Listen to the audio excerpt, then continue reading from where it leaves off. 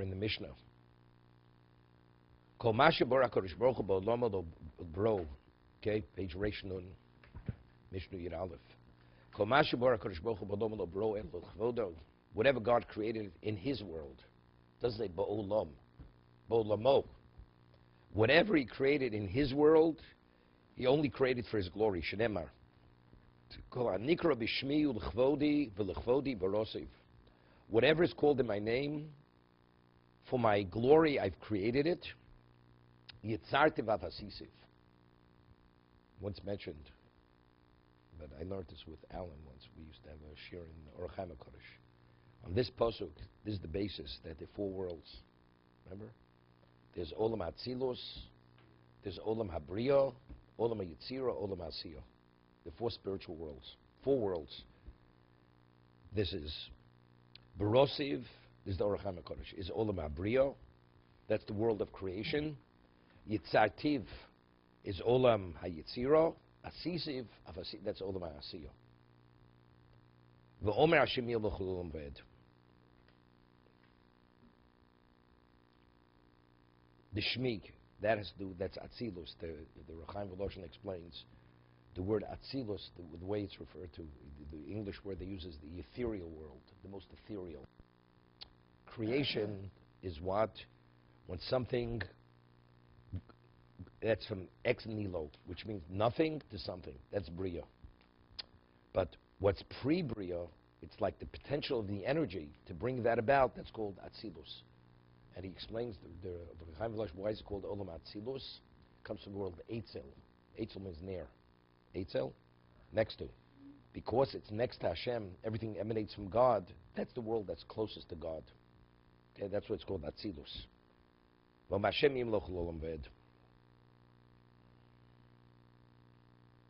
So he says over there, the Rechaim HaKodesh, and Rechaim HaKodesh speaks about it within the context of the Kavanah of Omin Yeshmei Rabbim Vorach Lo'olam Olmei Amayo. Lo'olam Olmei Olmayo. Right? Doesn't mean just forever and ever. The four worlds. Yeshmei Rabbim Vorach Lo'olam, that's one world. Olmei, second world. Olmei, two. Olmayo is the last world. That's Olam Asiyah. And the word Vorach means God should permeate. Right? What's Mevorach? He should be the source of blessing in every one of these worlds. That's the Kavanah he explains. He explains that he says a person's made up of what? You have nefesh. It's too bad Robbie's not here, right? We said nefesh, which every physical being has, even an animal, right? That's the life source. Then you have ruach. Only human being has a ruach. That's spirit. Then you have neshama. And then you have the soul. So 3 levels. The lowest level is nefesh. Ernie, I'll become a little bit of a Kabbalist here. You have nefesh, you have ruach, you have neshama, and you have something called nishmosa de neshama. This is the neshama of the neshama. Why? The neshama has relevance to this world. Has relevance to this world because, but nishmosa neshama means that something which is outside of this world. That's like the source of the neshama. That's called nishmosa de neshama.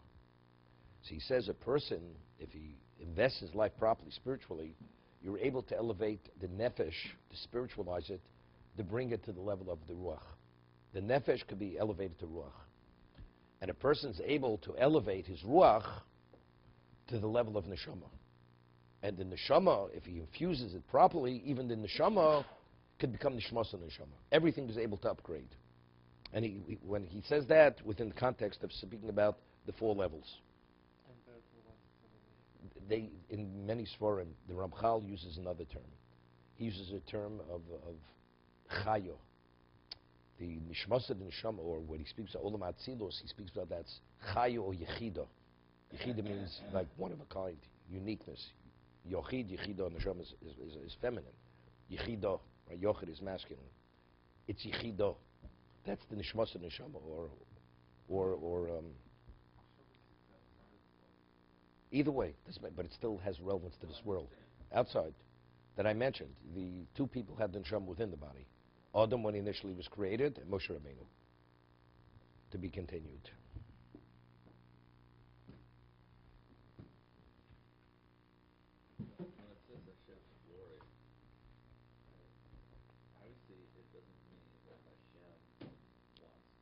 No, that we spoke about this yesterday. I don't know when you walked in.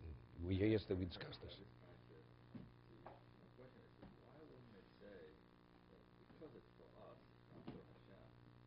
I'll give you an example.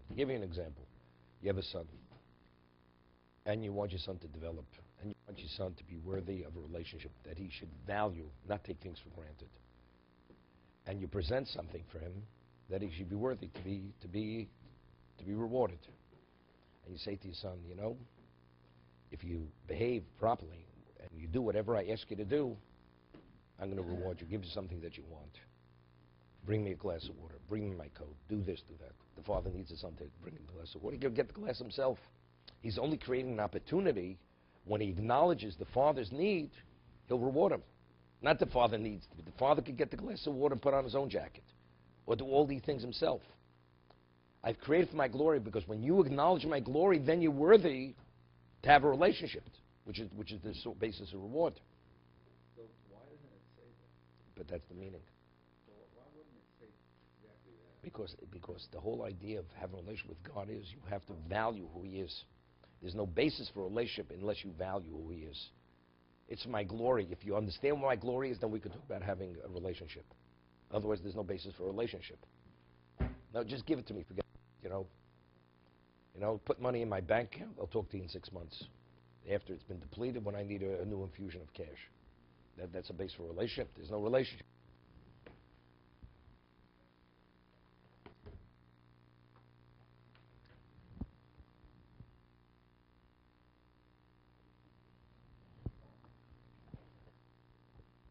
I was saying to Shir yesterday, so I said something interesting. Many of the things we discuss here, now, wherever we live, the average person, it doesn't even enter their minds. What's God? You know, God. That's where it begins, that's where it ends. But in terms of having relevance to their lives, thinking about development on any level, personal development, we're talking about education. Personal development doesn't exist.